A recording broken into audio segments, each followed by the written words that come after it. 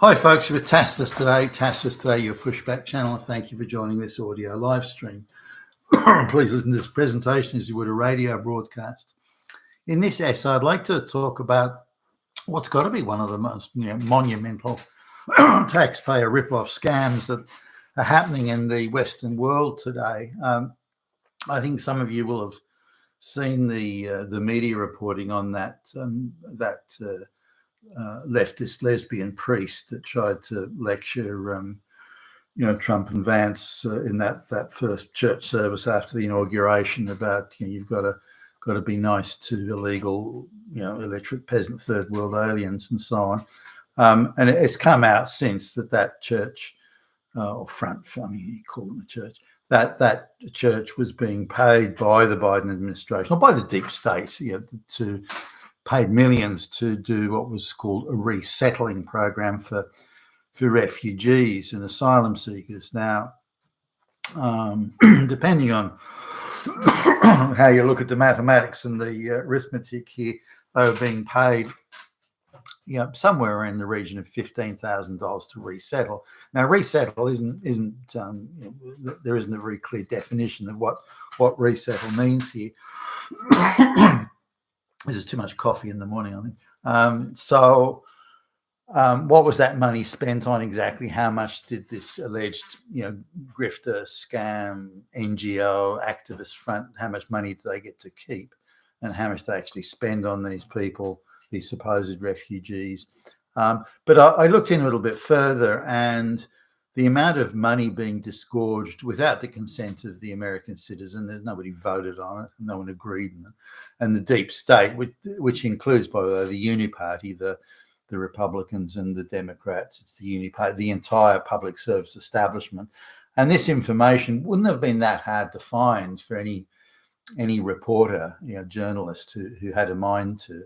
They would have known, the Washington journalists would have known where to look and where to get the information, and this could have been exposed. But I don't know if how much media would have reported on it or covered it or hidden it or run protection for it. I don't know, but we're talking billions upon billions upon billions that's being spent by the American taxpayer to bring in illegal aliens into the United States, as long as they're black or brown.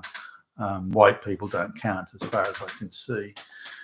And you have to be a third world illiterate peasant. If you've got qualifications and so on, then again, you don't really seem to be the recipient of this largesse. But it's between $15,000 and $20,000 US per illegal. So if you've got the,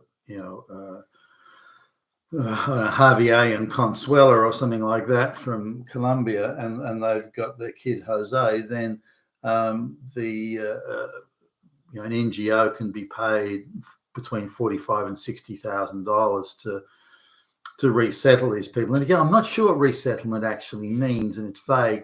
Now, in terms of who would qualify for this largesse, these resettlement sort of funds, the NGO is given a number, like you have to reset, for example, you have to resettle 10,000 people, and here's $50 million or whatever to do it. And then there seems to be a wide range of discretion on how the NGO spends it.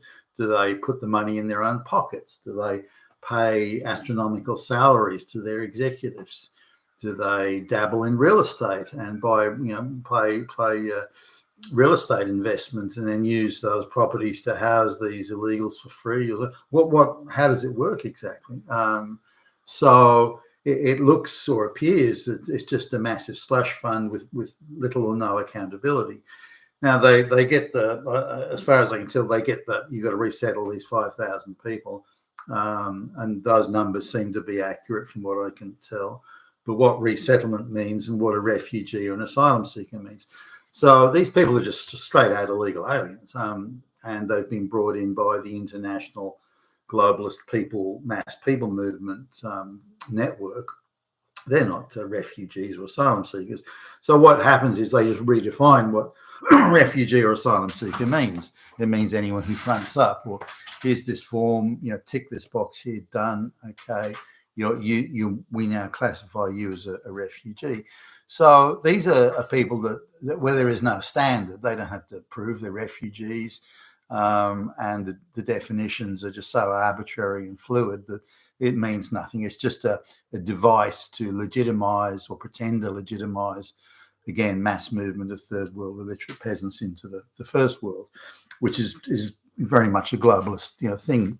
Now, once they're in the United States, so they've been brought there at the expense of again, these charities that get recipients of US tax dollars, again, without the consent of the people, again, with probably every politician and large numbers of public servants knowing about this, but somehow it's flown under the radar for years, at least since the Obama administration.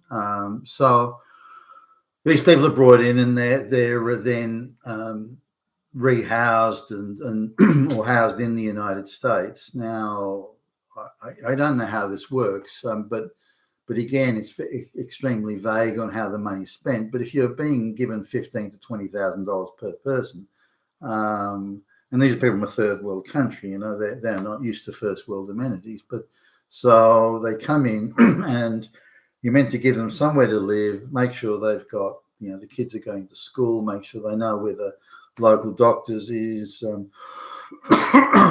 make sure they know where the social security benefits, the food stamp stuff, and I don't know, soup kitchens and these sorts of things. Where can they get lots of free stuff, and set them up there. You connect them with social workers, interpreters and translators, all that sort of thing.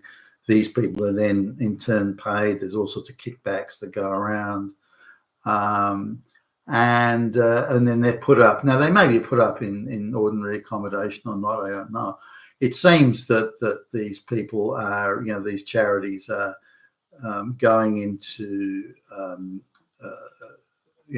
property developers or large holders of properties are being arranged to house these illegals, and well above market rents are being paid using taxpayer dollars, which heavily enrich the property owners and give the these people, I don't know, 6 months 6 months rent free or whatever it is, and then they can go on to move on to other government programs in state level or local government level handouts and giveaways and so on.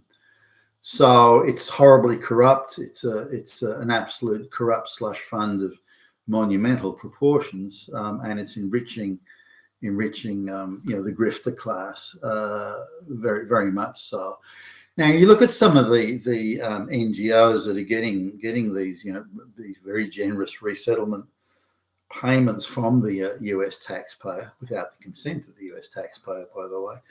And then you look at the CEOs. Now, a lot of these CEOs are being paid anywhere from $500,000 to $1 million a year, plus lots of overseas trips, which are study tours, but they're vacations masquerading as study tours. So these people are doing very, very nicely, thank you. And this is in my view, they are stealing, robbing the taxpayer blind to bring illegals into the United States, and breaking goodness knows how many laws in the process. But I wanted to highlight this, that the extent of it is quite astonishing. I knew it was going on. I had no idea that it was so vast, the network, that there are billions of dollars pouring into this.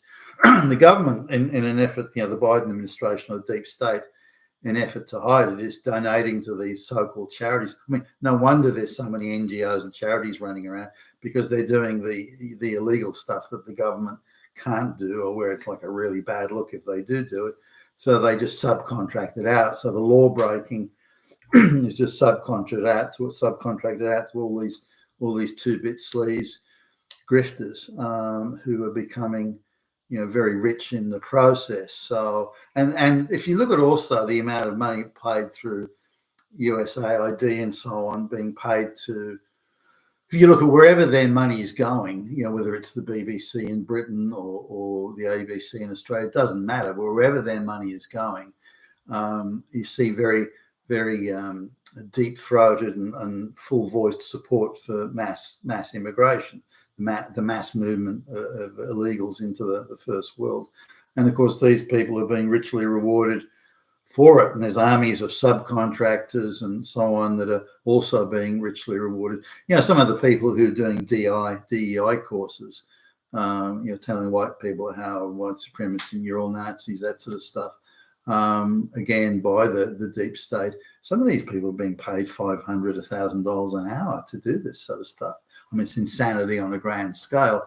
Now, Doge and the Trump administration generally are jumping all over this and putting an end to it, not before time. And I hope there's a reckoning on our accounting of just how many billions have been spent on moving illegal third world illiterate peasant aliens into the United States, or indeed the first world generally, but the United States in this instance. And who are these NGOs that are getting paid, and where did the money go? How much of that was paid in kickbacks, corrupt real estate deals, and all sorts of things, because the scale of the corruption there is monumental, and it should be looked into. And I think these people are prosecuted. You've been with Tacitus today, your Pushback channel. Thank you for listening.